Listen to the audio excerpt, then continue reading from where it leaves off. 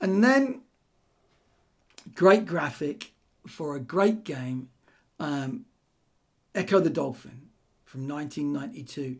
And, I picked this really because of it had such a unique theme at the time. In 1992, it was a game all about ecology, saving the environment, the destruction of the environment, and it went into some really, really strange kind of psychedelic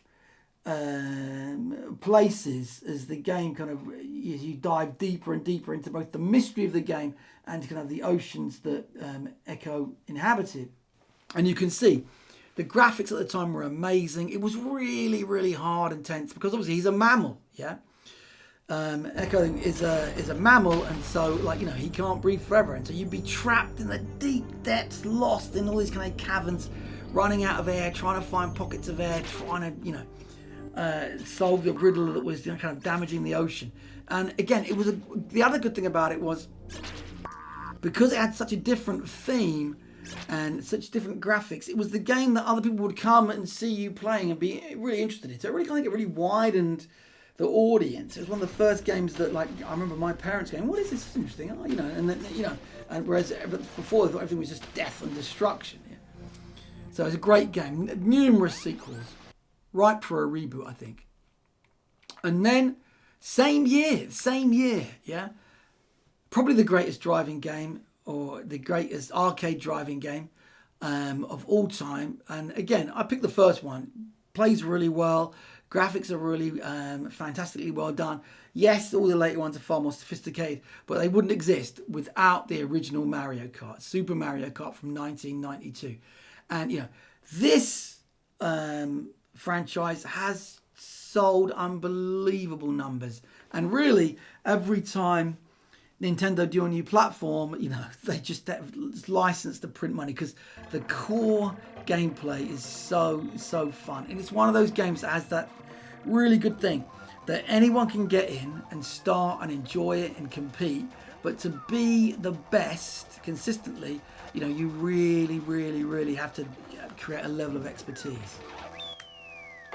And then, again, it's the same year. You can see how quickly some of these things were developing and changing. Wolfenstein 3D.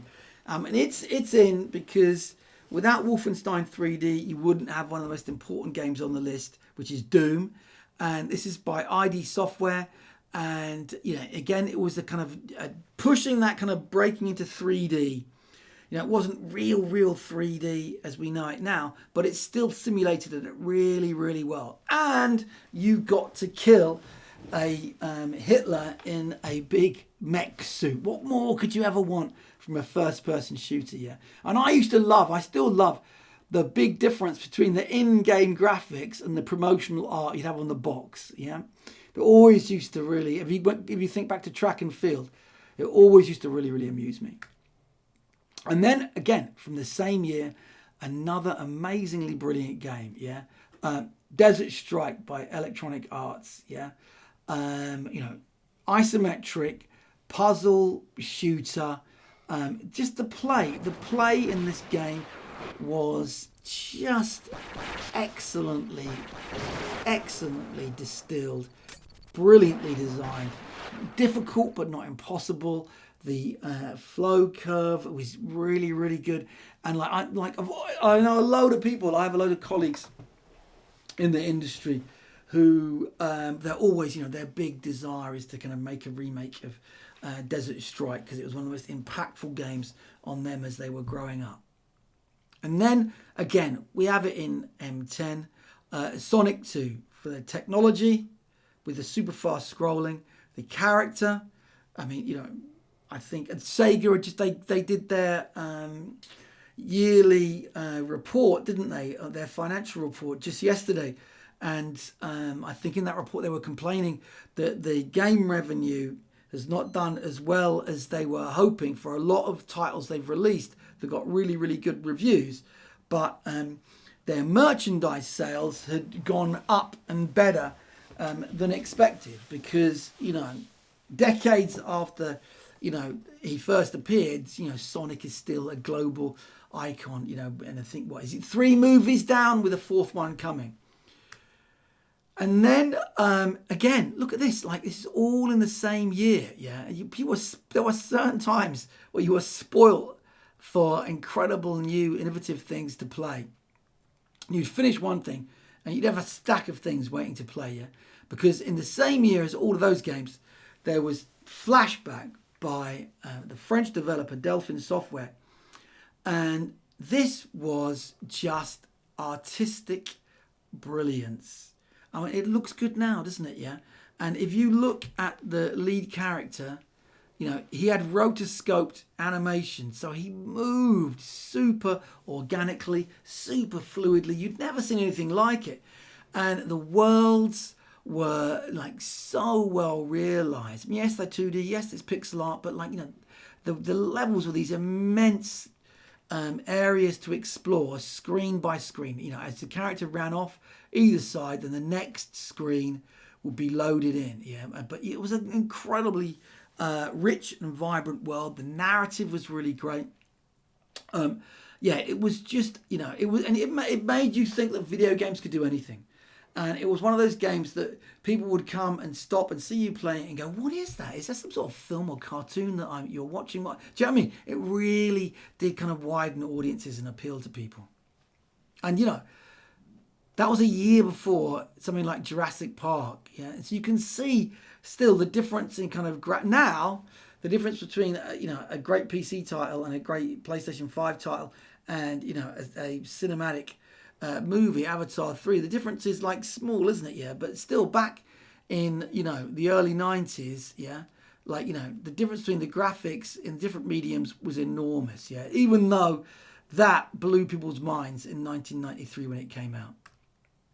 And then, of course, I'm not going to talk about it too much because we've got someone who's going to come and give a specific talk about the history of FIFA later in the year. But you can't have a list without having FIFA or EAFC on that list yet. When it was in its first iterations, it was always up against Pro Evo. And Pro Evo, the football connoisseurs and the kind of game connoisseurs always preferred Pro Evo. And FIFA was its kind of loud, brash, kind of easier to kind of play, more kind of mass market cousin. And then as the iterations went on, FIFA just got better and better and better and learnt from Pro Evo and took some things on board, but still had its kind of mass market appeal.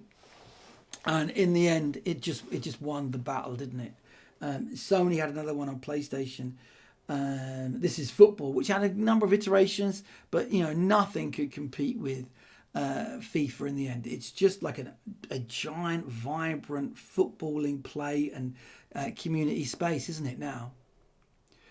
And then 1993, the year before, maybe a year and a bit before PlayStation, Namco released Ridge Racer into the arcade, yeah, and you can see there's the PlayStation cover there. And again, we analyse and cover that loads in M10. So if you like that game, check out module M10.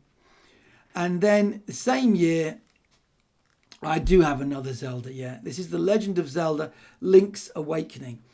And I just love this game. I love this game. Look at the incredible map, yeah, which you accessed from your Game Boy, one screen at a time. And it was just when I played it as a kid, the fact that this epic adventure was in the palm of your hand, yeah, it was just an amazing, amazing experience. And I remember just hacking away at the grass to get a gem to upgrade my sword, to go on my quest, to do the adventure. It was an incredibly well realized game. And even look at the classic cover, yeah, it's just a brilliant experience. And then again, it all happening very, very quickly. The same time, I think it's 1 year after Wolfenstein? Yeah, 1 year after Wolfenstein. When you think about how long games take to make now, yeah. Doom, which we cover in M10 and we cover in all the level design talks, in great depth, going through a level bit by bit. So I won't go through it all now, but, it's the game that convinced me to become a games creator. Yeah, it's the game where the drama and the narrative and the play being articulated over a really well realized 3D space, everything was realized. You know, look at the animation on you know, the enemies it gets hit. Yeah, everything was so well realized, and you know, it just changed the face of gaming, and still a massively popular IP right now.